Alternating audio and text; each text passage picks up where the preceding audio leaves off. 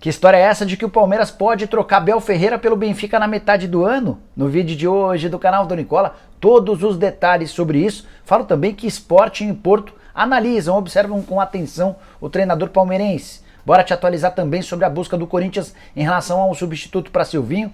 Números preocupantes do São Paulo em relação a uma posição. Falo também sobre o Flamengo, que está bem perto de contratar um atacante de qualidade duvidosa para completar a diferença no orçamento de Flamengo, Atlético Mineiro, Palmeiras e Corinthians, as últimas do mercado e muito mais. Você não perde por esperar. Antes, deixa eu só me apresentar, Jorge Nicola, jornalista esportivo, e criei esse canal no YouTube para mais de 1.160.000 inscritos para deixar todos vocês super antenados sobre as coisas do futebol. Para não perder as últimas de mercado, transferências, bastidores, finanças e muito mais, é fácil, só apertar esse botãozinho vermelho de inscreva-se, combinado?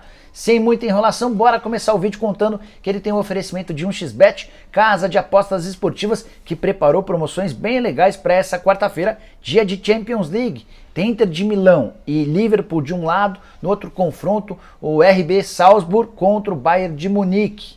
Quero começar com uma sugestão. Você acha que o Salah vai meter gol nesse confronto contra a Inter de Milão?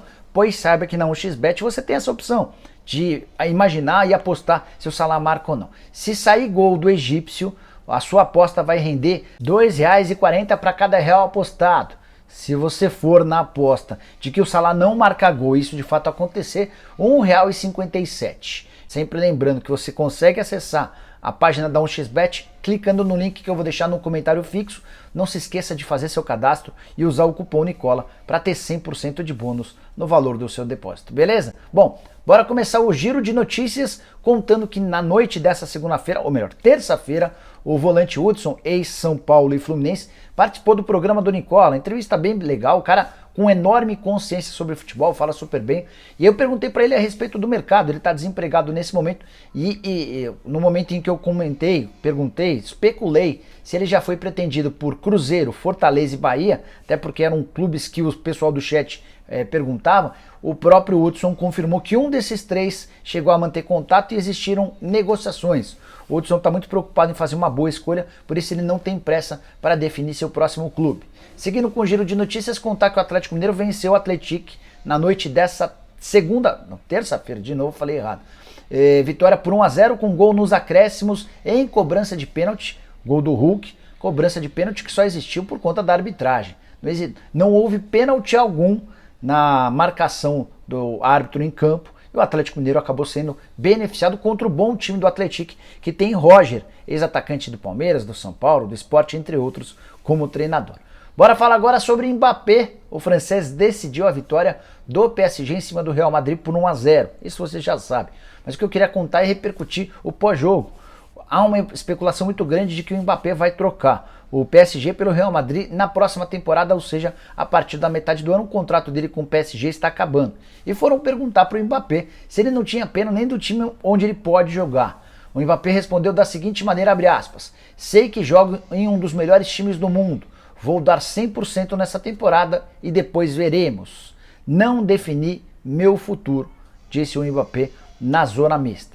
Onde é que você acha que o Mbappé vai jogar? Usa o espaço para comentários para palpitar, beleza? Seguindo por aqui, bora contar que o Jorge Salgado, presidente do Vasco, já desembarcou nos Estados Unidos, onde vai participar de uma série de reuniões. A ideia é voltar dos States em mais ou menos 15 dias, com propostas oficiais e o projeto da SAF, Sociedade Anônima do Futebol para o Vasco, já definido. O Salgado entende que se tiver em mãos uma proposta definitiva, a aprovação no Conselho Deliberativo e também entre os sócios vai se dar de maneira mais fácil. Para fechar o giro de notícias, bora te atualizar com a informação da madrugada. A CBF comunicou aos clubes Flamengo e Atlético Mineiro que estão liberados os dois para chegarem até sábado em Cuiabá. Durante a semana existiu uma polêmica, porque a CBF havia determinado que Atlético e Flamengo chegassem com 3 dias de antecedência para a final da Supercopa do Brasil. O Atlético se rebelou contra essa história e a CBF acabou admitindo ou aceitando essa imposição do Galo. E a última do giro de notícias, depois a gente começa com as informações normais, é para contar que o Pedrão, zagueiro revelado no Palmeiras, está sendo comprado pelo Portimonense, negócio de 800 mil euros ou mais ou menos 4 milhões e 800 mil reais por 50% dos direitos econômicos, beleza? Bora falar agora sobre os mundos paralelos dos 4 times no papel mais fortes do país. Que Atlético Mineiro, Flamengo e Palmeiras sobraram na temporada passada, isso é público notório. O Corinthians tem potencial para se aproximar desses 4, pelo menos dentro de campo.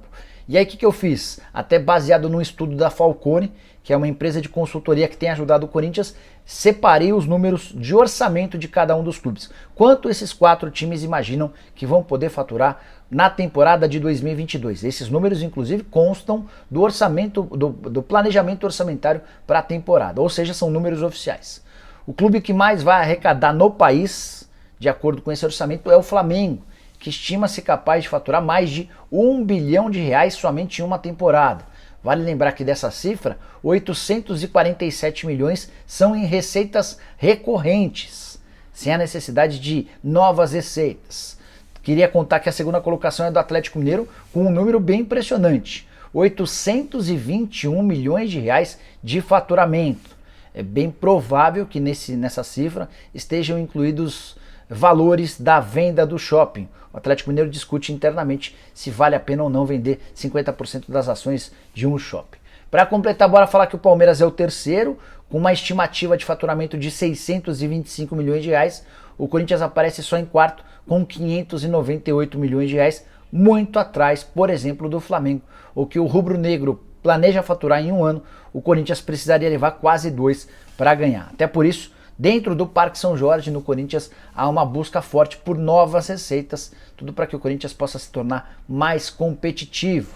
Ah, só mais uma curiosidade, desses 598 milhões de reais programados pelo Corinthians para a temporada, 253 milhões são com TV, 111 milhões com patrocínios e 91 milhões e meio de reais com vendas de atletas. Quero falar agora sobre o Flamengo mais perto de contratar um atacante. Aí você fala, Everton Cebolinha tá vindo? Não. Negociações com Everton Cebolinha praticamente descartadas. Benfica disse que não quer liberar o atacante ex-Grêmio até a metade da temporada. Diante disso, Marcos Braz e Bruno Spindel, que desembarcaram na manhã dessa quarta-feira no Rio de Janeiro e não quiseram dar entrevistas, a dupla de dirigentes do rubro-negro avançou nas tratativas com um atacante uruguaio chamado Diego Rossi. 23 anos de idade, pertence ao Los Angeles FC e está emprestado até o fim da temporada europeia ao Fenerbahçe da Turquia. Por que eu fiz essa pausa? Porque eu não estou convencido de que o Diego Rossi chega para ocupar um papel de destaque dentro do Flamengo. Vamos analisar os números dele na Turquia. 26 jogos, sendo 16 como titular do Fenerbahçe. Só 2 gols e 5 assistências. Se o Diego Rossi não consegue ser titular de um time turco, alguém imagina que ele chegue com status de titular do Flamengo? Ou de pelo menos reserva imediato?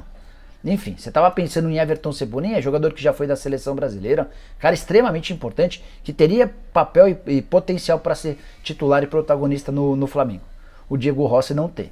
E aí tem outro ponto importante de bastidor. A opção pelo atacante uruguaio de 23 anos de idade, ela se dá não por indicação do Paulo Sousa, o técnico português queria o Sebastião Villa, do Boca Juniors, mas por uma sugestão do Kia Jorabichian e do Juliano Bertolucci, que são empresários extremamente próximos dos dirigentes do Flamengo. Só para lembrar, recentemente foram contratados pelo Flamengo atletas do Bertolucci, os seguintes jogadores: o Davi Luiz, o Andréas Pereira, mais recentemente o Kennedy, só para lembrar e não perder nenhum nome, Thiago Maia, enfim, é uma lista relativamente grande de atletas ligados ao Juliano Bertolucci. Não estou muito animado com essa chegada do Diego Rossi, gostaria de saber a sua opinião. Você gostou? Só mais uma. O Diego tem contrato com o Los Angeles FC, que é dono dos seus direitos econômicos, até o fim da temporada. Ou seja, o time americano emprestou o atleta para um outro rival do futebol turco, mesmo sabendo que 6 meses depois ele ficaria livre do contrato. Não fazia dessa maneira, talvez por grande parte dos planos do Los Angeles FC. Enfim, não gostei. Queria saber a opinião de vocês, usem o espaço para comentários, beleza? Bom, bora falar sobre o São Paulo, que gasta mais de R$1 milhão por mês apenas com laterais direitos. Tá achando essa conta esquisita? Então bora lembrar que 2 atletas que nem estão mais no elenco do São Paulo continuam ganhando e ganhando bem. O primeiro deles, Daniel Alves, salário de R$416 mil por mês do São Paulo, apesar de ele estar no Barcelona. Quando houve a rescisão do contrato no ano passado, o Daniel Alves tinha 25 milhões de reais a receber. Como é que ficou combinado? Parcelas de 416 mil por mês a partir de janeiro desse ano, durante 5 longos anos. Então, o Daniel Alves começou a receber 416 mil por mês do São Paulo, ele ganha bem menos no Barcelona. Por lá ele ganha 83 mil mensais, ou seja, é o tricolor quem está bancando o Daniel Alves em sua aventura espanhola. Além do ex-jogador da seleção, ou talvez jogador da seleção, é provável que o Daniel volte rapidamente, São Paulo ainda desembolsa 300 mil por mês com o Orejuela no Grêmio.